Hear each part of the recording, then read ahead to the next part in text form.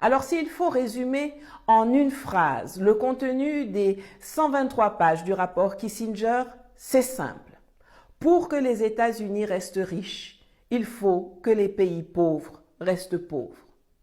Je répète, la doctrine de la politique étrangère des USA formulée par Henry Kissinger est mise en œuvre à partir de 1975 jusqu'au très sénile Joe Biden aujourd'hui, à travers son secrétaire d'État actuel Anthony Blinken et sa numéro 2 qui est en réalité la vraie numéro 1 Victoria Nuland, c'est que pour que les États-Unis restent riches, il faut que les pays pauvres restent pauvres.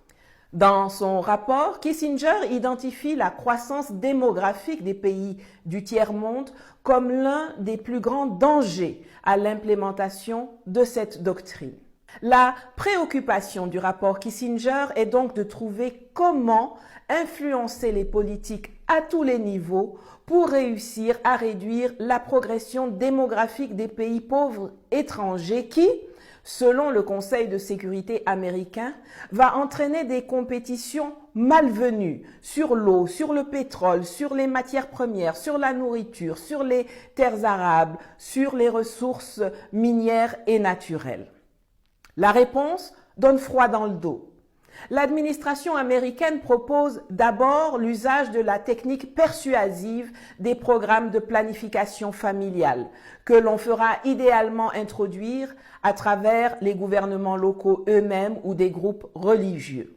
Et c'est ainsi que des milliers de milliards de dollars ont été utilisés par les ambassades et les organismes américains pour financer les programmes de contraception, d'avortement et de stérilisation volontaire ou pas pour limiter les naissances dans le tiers-monde. Et c'est également dans cette optique que s'inscrit la promotion à outrance, quasi forcée, des pratiques LGBTQ-RSTU.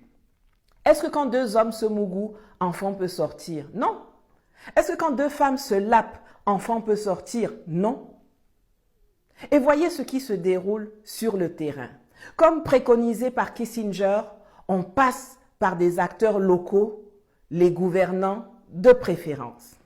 Écoutez comment Mohamed Bazoum, le chéri coco de Emmanuel Macron, fait la prodada du planning familial, qualifiant même les Nigériens qui n'adhèrent pas à sa politique de limitation des naissances de gens qui ont des comportements de broussard. Il y a un grand contraste entre les villes et la campagne, mais les villes au Niger, ça ne veut rien dire. Des villes comme Zender, des villes comme Maradi, les gens ont un comportement des gens de la brousse.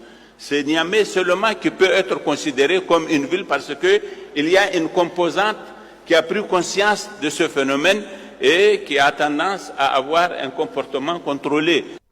Lors de la même conférence, il va jusqu'à dire que c'est la fécondité des femmes nigériennes qui est responsable de la pauvreté, mais pas l'incapacité de son gouvernement ou de celui de son prédécesseur, dont il était déjà un des piliers, à mettre en place des politiques et à négocier des accords favorables au progrès et à l'enrichissement de tous les Nigériens, et pas seulement de son clan ou de la classe politicienne.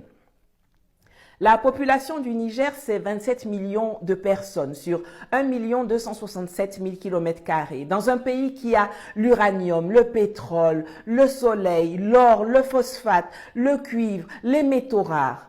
Mais tout un président de la République vient nous expliquer, moustache frémissante, que le coin est surpeuplé et c'est le ventre des femmes qui est responsable de la pauvreté.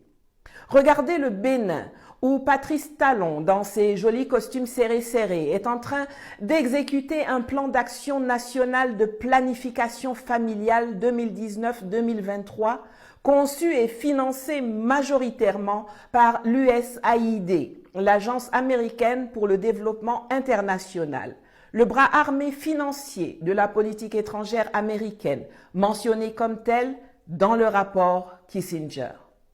Bénin, 13 millions d'habitants sur 114 000 km², là où 17 millions de Hollandais vivent dans un territoire ayant le tiers de cette superficie. Oh, honte à Talon et à ses gros sabots malthusiens.